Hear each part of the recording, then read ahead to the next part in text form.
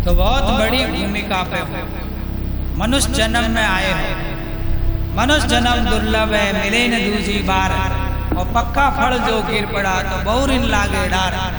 गुरु मिला तो सब मिला, नातर मिला न कोई। और मात पिता सुत बंधवा, जन्म जन्म सुख होए। माता पिता तो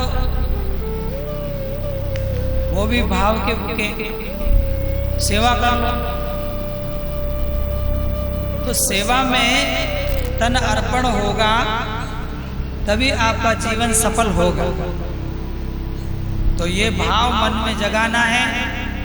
आज आप चंद्रावल कबीर आश्रम उदित नाम साहेब आश्रम में आए हो, यहाँ से संकल्प लेके जाना है कि हमें सेवा करना है, दौड़ दौड़ के सेवा करना है। सुबह जल्दी उठ के भजन करना है।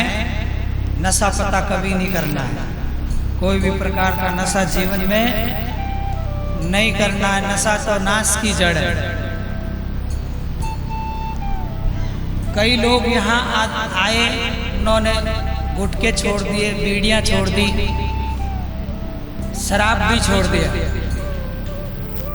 आज सुबह सुबह मैं यहाँ पे खाट पे बैठा था।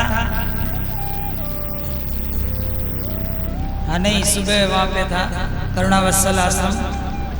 तो भगत बोले थे कि इस आदमी को आपको शिष्य बनाना है। मैंने कहा ठीक है, चलो ठीक मिलियो भाई। और मैंने पूछा आप क्या क्या नशा करते हो? 2 महीना पहले दारू पीते थे। 2 महीना पहले दारू पीते थे, तो वो दारू तो अभी अंदर रमा हुआ है। अब टाइम लगेगा, 6 महीना तक दारू छोड़ोगे तब जाकर के उपदेश अंदर में प्रकट होगा, नाम प्रकट होगा। नशो नशा काट दे, नशो कर दे नाश, कहे कबीर समझे नहीं, मूर्ख होए जो करे नशा की आस।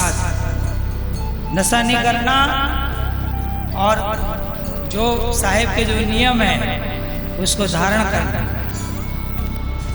कबीर साहब कहते हैं किसी मूर्तियां जितनी भी हैं उस सब मूर्तियां में परमात्मा ही रहते हैं। वो मूर्तियां जितनी बैठी है, चेतन मूर्तियां, इस सब में परमात्मा निवास करता है। सब घट मेरो साइया सुनी सहजन कोई, बलिहारी वा घट की जहाँ घट प्रकट होय।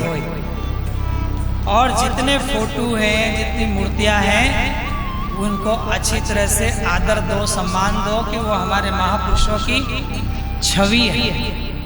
परंतु पूजा गुरु की कीजिए, सब पूजा जय माहे, जो जल सींचे मूल तरु, साका पत्र आगाए। जैसे पेड़ के जड़ों में पानी डालने से वृक्ष हरा भरा रहता है, ऐसे ही आप सेवा रूपी पूजा करोगे, है ना। चेतन राम की, चेतन जीव की, चेतन आत्मा राम। साईं भी कहते हैं ना, राम भजो। भजनों में आता है, कबीर साहब के भजनों में कहीं लिखा है सतनाम भजो, कहीं लिखा है राम नाम भजो, कहीं लिखा हरि भजो, कहीं लिखा है गोविंद भजो। सब लिखा हुआ। फुर्सत किसको है पढ़ने की? किताबें पढ़ो तब गुरु उसको सही ढंग से समझाता। गुरु का तो काम ही है कि समझाना। तो आते जाते श्वास में जो अपने आप शब्द चल रहा है उसका ख्याल करो। इसी को हरि भजन कहते हैं, ये इसी को सच्चा भजन है। आते जाते श्वास में जो भजन करना जान गया वो वास्तव में भक्ति करना जान गया, क्योंकि मन बहुत चंचल है।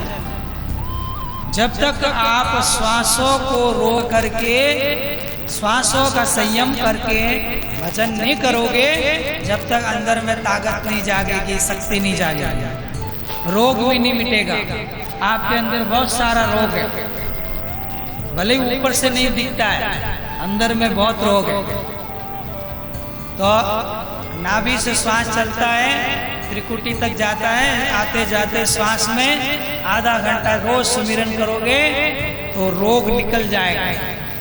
गंदे विचार आना, विचार गंदे हो जाते हैं तो वो श्वासा के भजन से मिटते हैं। श्वास का भजन किए बिना नहीं मिटते हैं। तो वही श्वास का भजन कोई बोझ नहीं है। आप श्वास लेते हो ना रोज, क्या क्या लेते हो? भोजन लेते हो, पानी लेते हो, कपड़े वगैरह सब, पैसा धन है सब लेते हो, पर सबसे बड़ा अमूल्य क्या है? श्वास है कि नहीं है? अगर श्वास आवे जावना बंद हो जाए, आना जाना, फिर क्या करोगे? तो श्वासा मध्य श्रुति है। श्वास का संशोधन करोगे तो उसके मध्य में श्रुति है,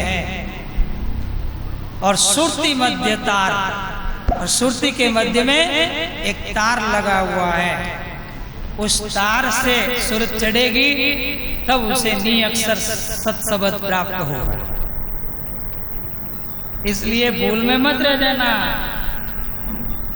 कई गुरु जो है उस चीज को हल्का में लेते हैं, इसलिए धोखा है।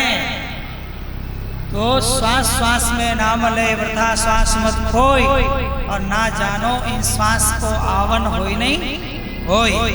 श्वासा की कर स्मरणी करो अजप्पा जाप, परम तत्व को ध्यान धरो सोहम आपो आप। सोहम पोया पवन में बांधा श्रुत सुमेर, ब्रह्म गांठ हृदय धर ईश्वित माला फेर।